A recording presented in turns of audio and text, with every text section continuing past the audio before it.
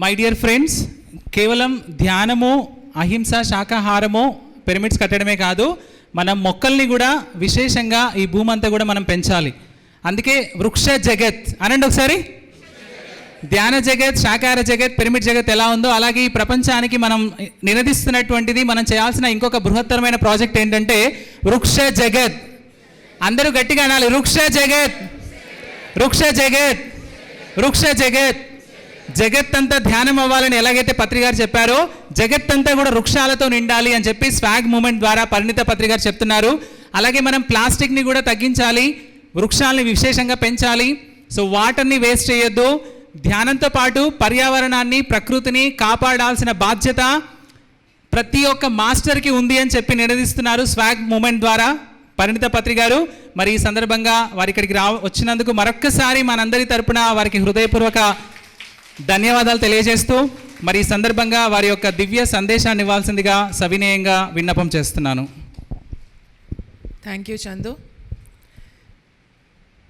పత్రిజీలందరికీ నమస్కారం అండి.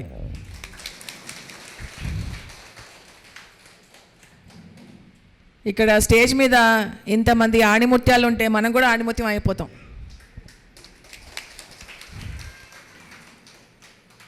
పత్రిజీ చాలా చక్కగా ఆణిముత్యాలను ఎంచుకున్నారండి.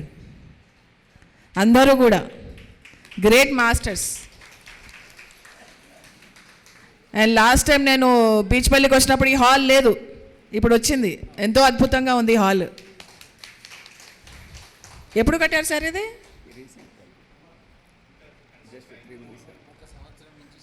సంవత్సరం నుంచి స్టార్ట్ చేశారు. Okay, very good. సో మనకి పత్రిజీ మనందరినీ సంబోధిస్తారు. ఏమని సంబోధిస్తారండి? My dear friends, my dear masters, my dear gods. దేవుళ్ళే కదా మీరు అందరూ? Very good. సో పత్రిజీ ఈ మూడింటిని వివరించారు ఒక సందర్భంగా. ఆయన ఏం వివరించారో చెప్పాలా వద్దా? అసలు ఎందుకు అన్నారు my dear friends, my dear masters, my dear God's అని? తెలుసా ఎవరికన్నా? తెలిస్తే చేతులు లేపండి. తెలియదు కదా? Okay. So my dear friends అని ఎందుకు అంటారంటే, ఫస్ట్ ఆఫ్ ఆల్ ఎవరైతే ధ్యానం చేస్తారో, ఎవరైతే అహింస యొక్క ప్రిన్సిపల్స్ని ఫాలో అవుతారో, ఫస్ట్ వాళ్ళకి వాళ్ళు ఫ్రెండ్స్ అవుతారు. ఏమవుతారు? వాళ్ళతోటి వాళ్ళకి ఫ్రెండ్షిప్ అవుతుంది, స్నేహం అవుతుంది ఫస్ట్. దాని తర్వాత ప్రతి ఒక్క వ్యక్తితోటి మనము ఫ్రెండ్షిప్ అనేది చేయగలం. సో ధ్యానం ద్వారా ఏమవుతుంది? ఫ్రెండ్షిప్ అవుతుంది. సో ఫ్రెండ్షిప్ ఎప్పుడవుతుంది? ధ్యానం చేస్తేనే ఫ్రెండ్షిప్ అవుతుంది. మీకు మీరు ఫ్రెండ్సా కాదా? ఫ్రెండ్సే కదా, మనందరం ఫ్రెండ్సే కదా. నిజంగా ఫ్రెండ్సా? అవునా కదా? నిజంగా ఫ్రెండ్సా? ఓకే. సో ఫ్రెండ్స్ అంటే ధ్యానం చేస్తేనే మనము ఫస్ట్ మనతో మనం ఫ్రెండ్షిప్ చేసి, దాని తర్వాత మన పక్కన ఉన్న వాళ్ళతోటి మనం ఫ్రెండ్షిప్ చేయగలము. మనతో మనం ఫ్రెండ్షిప్ చేయలేకపోతే వేరే వాళ్ళతోటి ఫ్రెండ్షిప్ మనం చెయ్యలేము. అది ఫస్ట్ మై డియర్ ఫ్రెండ్స్ అనేది. మళ్ళీ మై డియర్ మాస్టర్స్. మాస్టర్స్ అంటే మెడిటేషన్ మాస్టర్.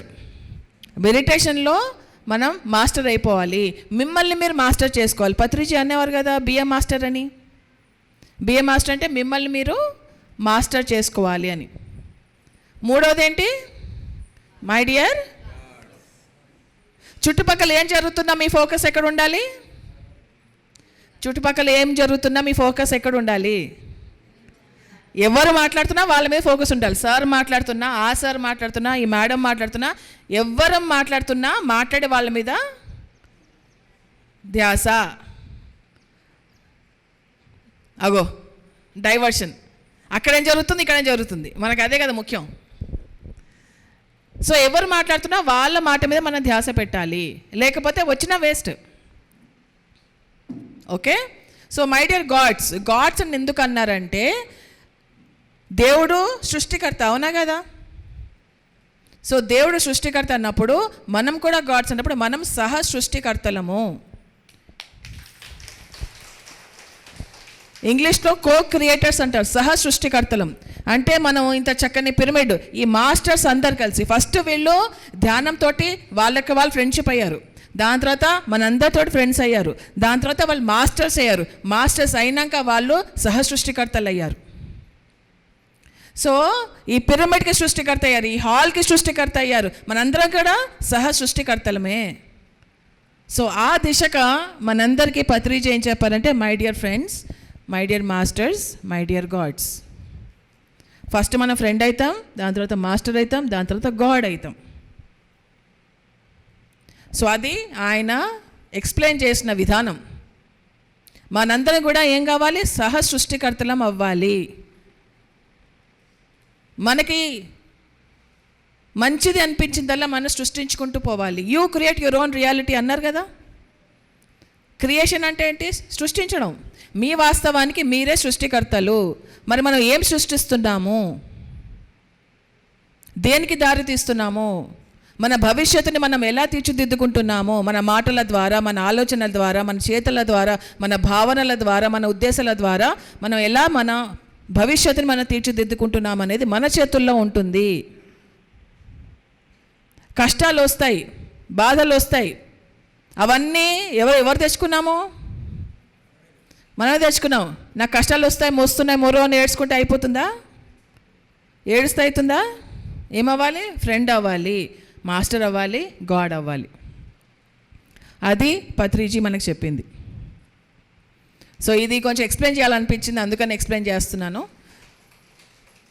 ఆయన అంటారు, కానీ ఎందుకు అంటారో తెలియాలి కదా.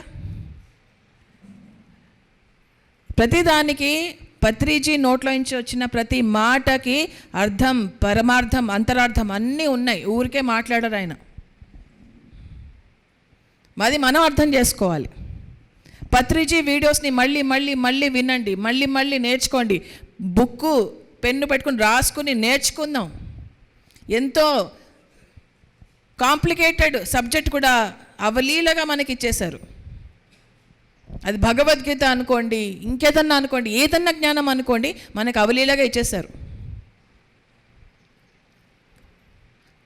కానీ మన బుర్ర ఉంటుంది చూడండి, అది అవలీలగా వచ్చింది మనం ఒప్పుకోం. కష్టపడి రావాలి. మనకి ధ్యానం ఈజీగా ఇచ్చేశారు, మనకి జ్ఞానం ఈజీగా ఇచ్చేశారు, మనకి అహింస అనేది ఈజీగా ఇచ్చేశారు. సో అది మనకి కావాల్సింది. రెండవది ఏంటంటే, ఇక్కడ మన బీచ్పల్లిలో నా ఒక కోరిక సార్, మీరందరూ ప్రతి ఆదివారం కూడా అందరూ శ్రమదానం చేయాలి. అందరూ వచ్చి శ్రమదానం చేయాలి ప్రతి ఆదివారం. చుట్టుపక్కల గ్రామాలు, మహబూబ్ నగర్ ఉమ్మడి జిల్లాల నుంచి కానీ, పాలమూరు కానివ్వండి, పెబ్బేరు, జడ్చర్ల, కర్నూలు, తాడిపత్రి, అనంతపూరు, మొత్తం చుట్టుపక్కల నుంచి కూడా అందరూ ప్రతి ఒక్కళ్ళు కూడా శ్రమదానం ప్రతి ఆదివారం రండి. శ్రమదానం చేద్దాము, చక్కని సాత్విక భోజనం చేద్దాము, ధ్యానం చేసుకుందాము, వెళ్ళిపోదాం. ప్రతి ఆదివారం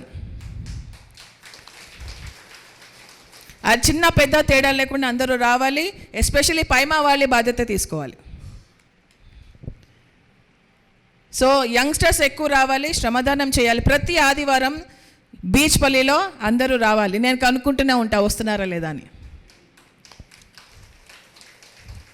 రెండవది పౌర్ణిమ ధ్యానం చాలా చాలా ముఖ్యమైనది. పౌర్ణిమ ధ్యానము మరియు అమావాస్య ధ్యానం రెండూ చాలా ముఖ్యం. ఈ కార్యక్రమం మీరు చేపడుతున్నందుకు చాలా చాలా థ్యాంక్స్ సార్ మీ అందరికీ. పౌర్ణిమ ధ్యానానికి చాలా చాలా ప్రాముఖ్యత ఇచ్చారు పత్రిజీ. అందరూ ఆ పౌర్ణిమ రోజు ధ్యానం చేయాలి. కానీ మౌన ధ్యానం ఇంకా మంచిది. ఎవరు వచ్చిన ఎనర్జీని వేస్ట్ చేయకూడదు. ఎవరి సాయిబాబా నా వేదిక మీకు రావాలని. సాయిబాబా గారు రండి.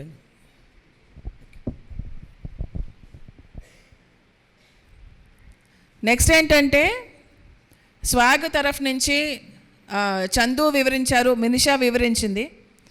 సో బేసికల్గా ఏంటంటే 3 ఉన్నాయండి దీంట్లో. ఒకటేమో నీటిని వృధా చేయరాదు. ఏది వృధా చేస్తే ఆ విలువ తెలిసేందుకు మళ్ళీ జన్మెత్తాల్సి వస్తుంది.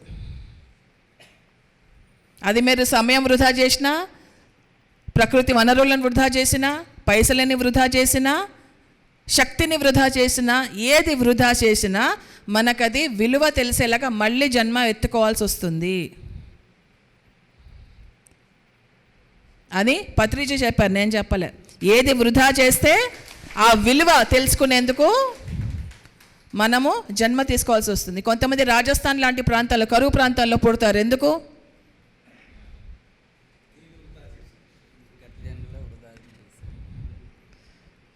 ఏది వృధా చేస్తే దాని విలువ తెలుసుకుంటారు. అదే ఏదో ఇప్పుడే తెలుసుకుంటే అయిపోతుంది కదా.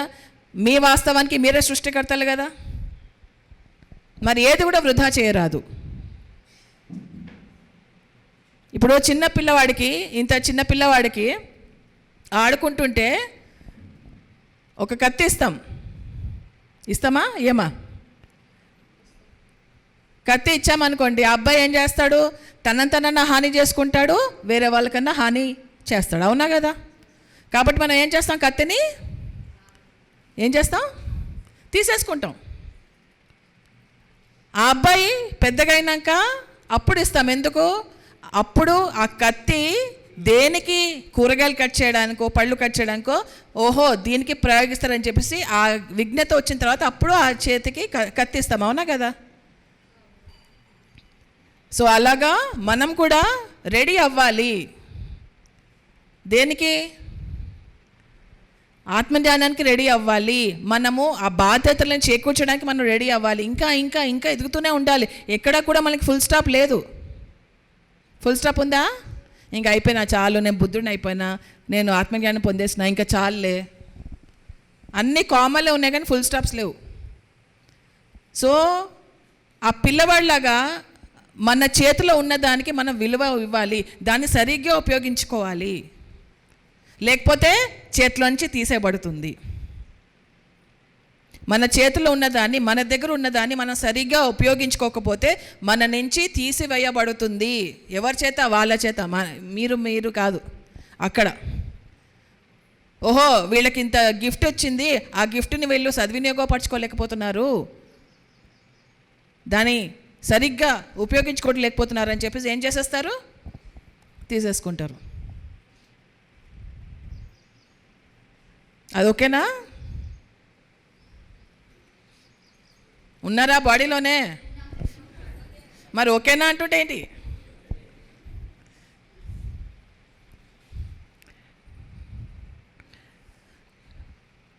రెండవ పాయింట్ ఏంటంటే మనము అహింస జీవితాన్ని మనం జీవించాలి. ప్రతి ఒక్కళ్ళు కూడా అహింసలో జీవించాలి. అహింస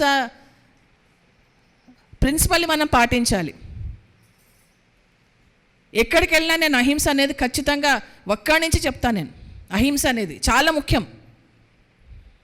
ధ్యానము, అహింస ఈ రెండే మనకి ఆత్మజ్ఞానం వైపు తీసుకెళ్తానని పత్రిజీ చెప్పారు.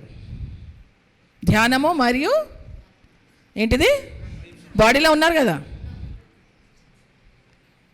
సో మనకి అహింస అంటే ఏంటి? 5 కర్మక్షేత్రాలు ఉన్నాయి. 5 కర్మక్షేత్రాల్లో మన అహింస ఉండాలి.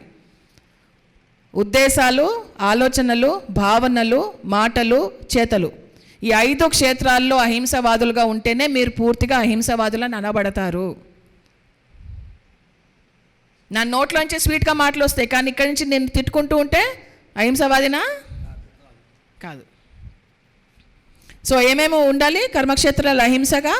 ఉద్దేశాలు, ఆలోచనలు, భావనలు, మాటలు, చేతలు. ఈ 5 మీరు అహింస మీరు పాటించాలి. అప్పుడే మనం అహింసవాదులం అవుతాం. అప్పుడే గాంధీజీ చెప్పిన అహింస అనేది అవుతుంది. అది రెండోది వచ్చేసరికి మనకి శాకాహారం. సో ఏ జంతువుని మనకు చంపే హక్కు లేదు, హింసించే హక్కు లేదు. సో స్వాగ్ తరఫున మనకి ఈ కాన్సెప్ట్ అనేది ఇంకా ముందర తీసుకెళ్తున్నామండి. పత్రిజీ ఏం చెప్పారు? మాంసం వద్దు, చేపలు వద్దు, గుడ్లు వద్దు అన్నారా లేదా? ఇక్కడ ఎవరన్నా ఇంకా తినేవాళ్ళు ఉన్నారా? ఈ 3 చేతులు లేపండి. మాంసము, గుడ్లు, చేపలు తినేవాళ్ళు ఉన్నారా? మా చేతులు లేపుతున్నారు. అందుకే బాడీలో ఉన్నారా అని అడుగుతున్నా. చేతులు లేపండి అన్నా కానీ చేతులు లేపడమే. ఏం అడుగుతున్నానో వినండి కాస్త. మాంసము, చేపలు, గుడ్లు తినేవాళ్ళు ఇంకా ఉన్నారా? లేరు కదా? Very good.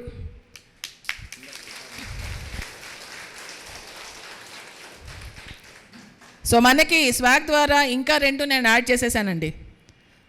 జంతు పదార్థాలు 2 యాడ్ చేశా. అవేంటంటే ఒకటి పాలు, ఒకటి తేనె. జంతువుల నుంచి మనం ఏది తీసుకోరాదు. జంతువుల నుంచి మనం ఏది తీసుకున్నా మనము వాళ్ళని బానిసలుగా చేస్తున్నట్టే. ఒక ఆవు కానీ గేదె కానీ నీకోసం పుట్టిందా? నీకోసం పుట్టిందా? ఆవు కానీ గేదె కానీ మీకోసం తల్లయిందా? గర్భవతి అయిందా? లేదు కదా? పత్రిజీ ఒక కాన్సెప్ట్ చెప్పారు, జోక్యం చేసుకోరాదు అని. ఎవరి విషయంలో ఎవరు జోక్యం చేసుకోరాదని. చేసుకోవచ్చా మనము? నేను సార్ జీవితంలో జోక్యం చేసుకోనా? మీ జీవితంలో జోక్యం చేసుకోనా? మీరు నా జీవితంలో జోక్యం చేసుకోవచ్చా? ఎవరి జీవితంలో జోక్యం చేసుకోరాదు. వాళ్ళు వాళ్ళ కోసం పుట్టారు, వాళ్ళు వాళ్ళ కోసం గర్భవతి అయ్యారు, వాళ్ళు వాళ్ళ కోసం పిల్లల్ని కన్నారు. మనకెక్కడ పని?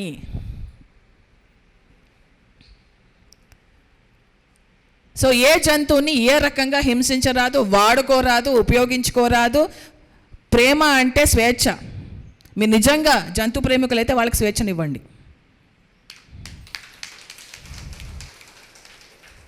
మీరు స్వేచ్ఛని ఇస్తున్నారా? కట్టేసి పాలు పిండేసుకుంటున్నారా? మీరు చెప్పాలి నాకు. దాన్ని స్వేచ్ఛ అంటారా, ప్రేమ అంటారా? నాకు తెలీదు. మీరు డిసైడ్ చేసుకోండి. ప్రేమ అంటే ఏంటి? స్వేచ్ఛనే కదా, కాదా? వేరే రకం. ప్రేమ అంటే బంధించడమా? ప్రేమ అంటే బంధించడమా?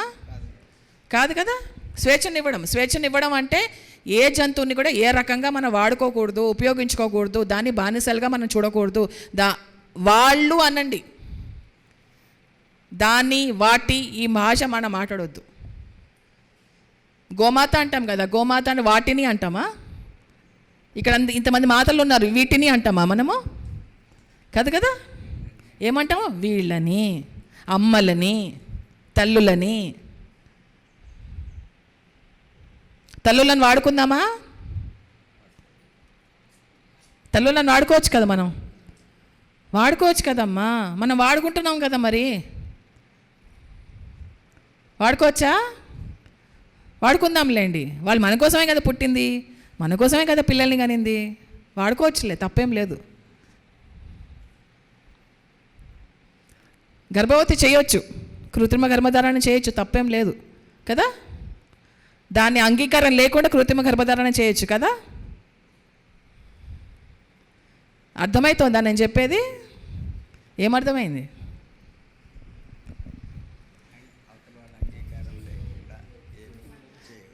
అది జంతువు అయినా కానీ మనిషి అయినా కానీ జోక్యం చేసుకోరాదు, హింసించరాదు, వాడుకోరాదు మన స్వార్థానికి.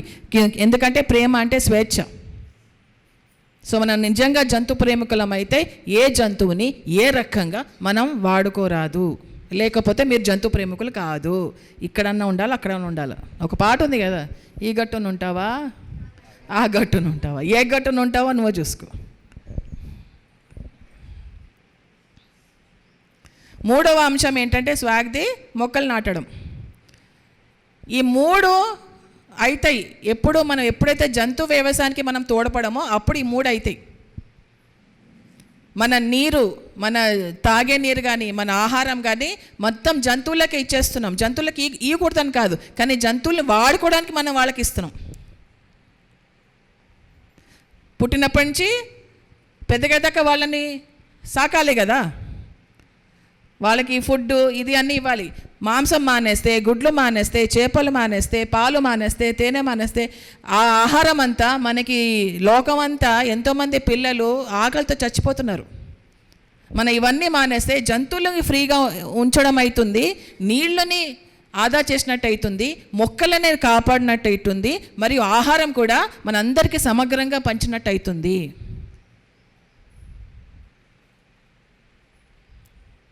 మనం ఆహారం వాళ్ళకి ఎందుకు ఇస్తాం? ఎందుకంటే మనకు మాంసం కావాలి, పాలు కావాలి, గుడ్లు కావాలి అని ఇస్తున్నాం వాళ్ళకి. ఓవర్ పాపులేషన్ అయిపోతుంది జంతువులది. దానివల్ల అడవులన్నీ నరికివేయబడుతున్నాయి. ఒకవైపు మనం మొక్కలు నాటుతున్నాము, ఒకవైపు అడవులు నరికివేయబడడానికి మనం కారణమవుతున్నాం. కరెక్టేనా? అది కరెక్టేనా?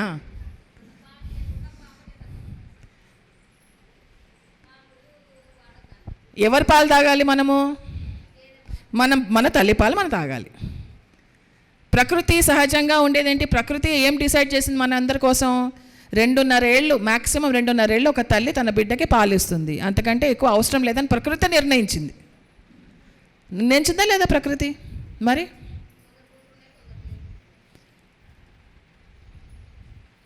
ఆ ప్రకృతి విరుద్ధంగా వెళ్దామా? ప్రకృతితో తోటి సహజంగా జీవిద్దామా? సహజంగా జీవిద్దామా? ప్రకృతి విరుద్ధంగా జీవిద్దామా? మనకు సహజంగా అయిన ఫుడ్ ఏంటి? పళ్ళు, కూరగాయలు, అన్నము, పప్పు, ఇవన్నీ సహజమైన మనకి ఆహారము, న్యాచురల్ ఫుడ్. సో ఇలాగా ఈ 3 అండి. నీళ్ళుని, ప్రకృతిని, మనల్ని వృధా చేయరాదు. రెండవది అహింస జీవితం, అంటే మనుషుల పట్ల మరియు జంతువుల పట్ల మనం అందరం కలిసి జంతు ప్రేమికులు అవ్వాలి. ఎవరెవరైతే అవ్వలేదో అవ్వండి, జంతు ప్రేమికులు అవ్వాలనుకుంటే. లేకపోతే లేదు, నో ప్రాబ్లం. కానీ మన వాస్తవానికి మనమే సృష్టికర్తరం అవుతాం. మనం వాళ్ళకి ఏమి ఇస్తున్నామో మనం కూడా అదే అనుభవించాల్సి వస్తుంది. జాగ్రత్త. మనం వాళ్ళని వాడుకుంటే మనం కూడా వాడుకోబడతాము. మీరు ఏ కారణాలన్నా ఇచ్చుకోండి, మీరు అయ్యే సాకులన్నా ఇచ్చుకోండి. మనం వేరే వాళ్ళని వాడుకుంటే మనం కూడా వాడబడతాము. అయ్యో నన్ను వాడుకున్నారు అయ్యో అంటే కుదరదు. మరి మీరు వాడుకోలే వాళ్ళని? మీకో లెక్క వాళ్ళకో లెక్కనా? మూడోది ఏంటి? మనము మొక్కలు నాటాలి. ఈ 3 తీసుకుని మనం ముందరికి వెళ్తున్నాము. ఇంకా మనం ముందరికి వెళ్ళాలి. ఇక్కడ ఫుల్ స్టాప్ లేదు. అవునా కదా? ముందరికి వెళ్దామా వద్దా? పత్రిజీ ఏం చెప్పారు తెలుసా? మనం మాంసాహారుల నుంచి శాకాహారులు అవ్వాలి, శాకాహారుల నుంచి కేవలం మొక్కల ఆధారిత జీవనమే జీవించాలి. దాని తర్వాత ఫ్రూట్స్ మీద మనం బ్రతికేటట్టు అవ్వాలి. దాని తర్వాత లిక్విడ్స్ మీద, ఇప్పుడు సార్ చెప్పారు జ్యూస్ డైట్స్ అని చెప్పేసి, సో జ్యూసుల మీద బ్రతికేటట్టు అవ్వాలి. ఆఖరికి శ్వాసాహారులు అవుతాం. ధ్యానం చేస్తే చాలామందికి అనుభూతి అయిండొచ్చు, ఆకలి తక్కువైతుంది. అవునా కదా? అవుతుందా తక్కువ? ఎందుకు? ధ్యానంలో మనకి కాస్మిక్ ఎనర్జీ వస్తుంది కాబట్టి. సో ఆఖరికి మనం అందరము శ్వాసాహారులు అయిపోతాము. మనకి ఏ ఆహారం అవసరం లేదు, ధ్యానంలోనే మనకు ఆహారం వచ్చేస్తుంది. ధ్యానంతోనే మనం హెల్తీగా ఉండగలగము అనేది వస్తూ ఉంటుంది. కాబట్టి ఫస్ట్ మనం చేయాల్సిన పని ఏంటంటే జంతువు ఆధారిత భోజనాలు, తాగడము అన్నీ మానేయాలని నా కోరిక. చేస్తారో లేదో మీ ఇష్టం. ఇన్ఫర్మేషన్ ఇవ్వడం నా వంతు. నేను ఒక్కటే చెప్తున్నా, మనం వేరే వాళ్ళకి ఏది ఇస్తామో మనకు అదే జరుగుతుంది. జాగ్రత్త. సో అది మనకి ఇవాళ ఇంకొక ఐడియా వచ్చింది. చందు, నీకోసమే ఐడియా వచ్చింది నాకు. ఇది నీకు ఓకే అయితే నీ ప్రపోజల్ యాక్సెప్ట్ చేయొచ్చు. మనకి తీర్థయాత్రలు ఉంటాయి కదండి, ఉంటాయి కదా తీర్థయాత్రలు. ఏముంటాయి తీర్థయాత్రలు అంటే? ఎక్కడ తీసుకుపోతారు?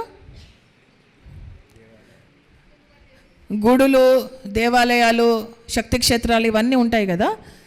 సో తీర్థయాత్రల బదులు మనము ఎవరు వీళ్ళతో వాళ్ళు, నేను ఎస్పెషల్లీ నాకెందుకో చందుని చూడంగానే ఐడియా వచ్చింది. ఇప్పుడే జస్ట్ పుట్టింది ఐడియా. పిరమిడ్ యాత్ర.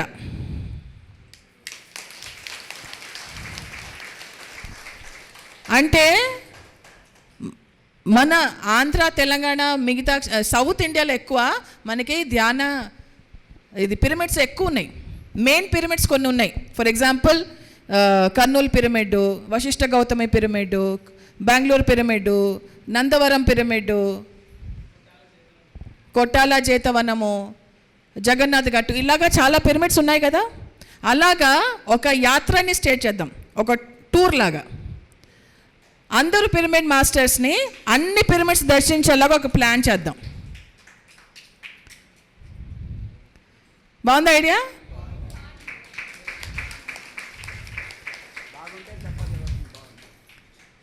సో ఏంటంటే అందరికీ అన్ని పిరమిడ్స్ దర్శించాలని ఉంటుంది, కానీ చాలామంది తోడు కావాలి, లేకపోతే అయ్యో నేను ఒక్కదాన్ని ఎక్కడికి వెళ్తానో, మేము ఒక్కళ్ళమే ఎందుకు వెళ్తామని చెప్పేసి ఏంటంటే పిరమిడ్ మాస్టర్స్ అందరు కలిసి ఒక బస్లో వెళ్దాం హాయిగా. కంపెనీ దొరుకుతుంది, ఏమంటారు? బాగుందా? ఒక బస్సే, 2 బస్సులు 3 బస్సులు కాదు, ఒక బస్సే.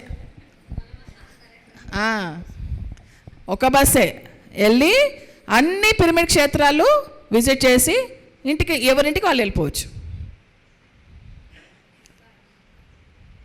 ఏంటమ్మా? సరే అంటున్నారా? ఓకే.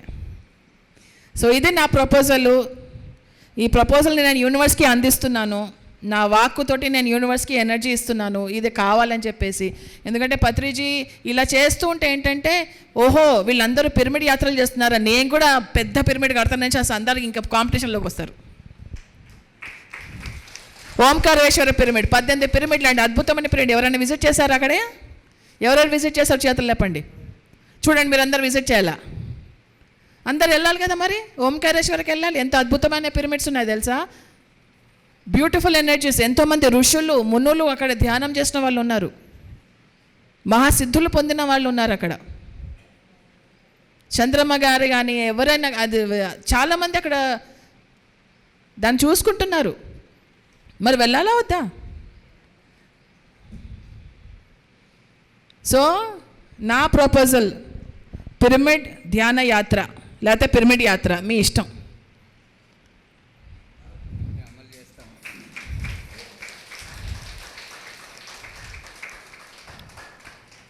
చాలా పిరమిడ్ క్షేత్రాలలో మనకి అకామిడేషన్ ఉంటుంది, ఫుడ్ ఉంటుంది, కాబట్టి దానికి ఏం మనకి కొరత లేదు.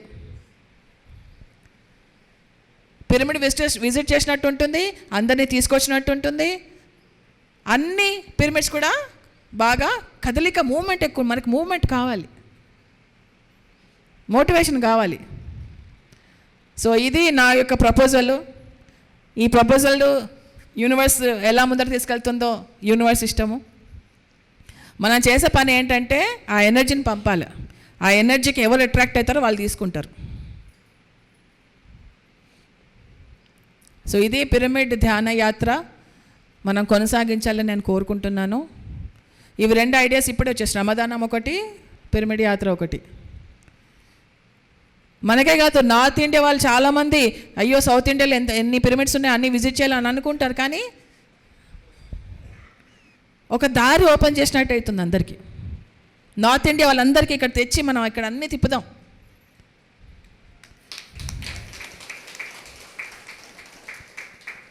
పిరమిడ్ల కాంపిటీషన్ అవుతుంది, ఎంత బాగుంటుంది కదండి. అంతకంటే మంచి కాంపిటీషన్ ఏమైనా ఉందా? సో ఇలాగా మన అందరము కలిసి ఇంకా ఇంకా చక్కగా పనిచేస్తూ ఉంటాము. నిజంగా మీ అందరిని కలుస్తుంటే నాకు చాలా చాలా చాలా ఆనందంగా ఉంది, ఎంతో ఆనందంగా ఉంది. ఇలాగే మనం ఇంకా ఇంకా ధ్యానం చేసుకుంటూ అహింసా జీవితాన్ని జీవిస్తూ ప్రకృతితోటి మనం పని చేస్తూ మనం ఇంకా ముందరికి వెళ్ళాలని నేను మీ అందరికీ కోరుకుంటున్నాను. థ్యాంక్ యూ వెరీ మచ్ అండి. సో ఇవాళ ఆగస్టు 14, రేపేంటి? రేపు స్వాతంత్ర దినోత్సవం. సో పత్రిజీ నాకు తెలిసి 2021లో అనుకుంటా మేమందరం కలిసి జగన్నాథ్ గట్టికి వెళ్ళాం. అంటే బెంగళూరుకి వెళ్ళే దారిలో జగన్నాథ్ గట్టికి వెళ్ళాం. అక్కడికి వెళ్ళి మేము జెండా వందనం చేసాం. చేసిన తర్వాత పత్రిజీ మైక్ తీసుకుని అందరితోటి ప్రామిస్ తీసుకున్నారు. ప్రతి ఒక్క పిరమిడ్ మాస్టర్ తోటి ప్రామిస్ తీసుకున్నారు. ఏంటంటే ప్రతి ఒక్క పిరమిడ్ మాస్టర్ కూడా ప్రతి ఆగస్ట్ 15న మొక్కలు నాటాలి అని.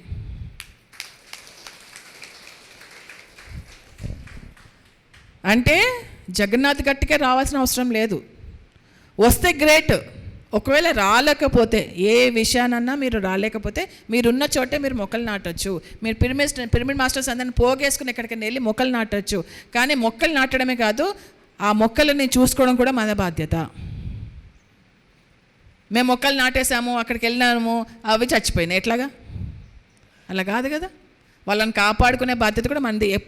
ఎప్పటిదాకైతే వాళ్ళని వాళ్ళు సంరక్షించుకునేలాగా వాళ్ళు ఎప్పుడైతే ఆ మొక్కలు ఎదగలేవో అప్పటిదాకా మనం చూసుకోవాలి వాటిని. సో ఇది పత్రిజీ యొక్క కోరిక ఉండే. అందుకని నేను ఈ ప్రోగ్రామ్ అయినాక నేను జగన్నాథ్ గట్టుకు వెళ్తున్నాను. అక్కడ ఇవాళ రాత్రి ఉండి రేపు మొక్కలు నాటించి మళ్ళీ వెళ్ళిపోతున్నాను. సో వీలైన వాళ్ళందరూ, మీరందరూ కలిసి జగన్నాథ్ గట్టుకు రండి, మనందరం కలిసి మొక్కలు నాటుదాం. ఇక్కడ ఇవాళ కూడా మొక్కలు నాటే ప్రోగ్రామ్ ఉంది, రేపు కూడా మొక్కలు నాటుదాం. మొక్కలు ఓకేనా? ఇంకా అంతేనా? Okay, thank you very much అండి.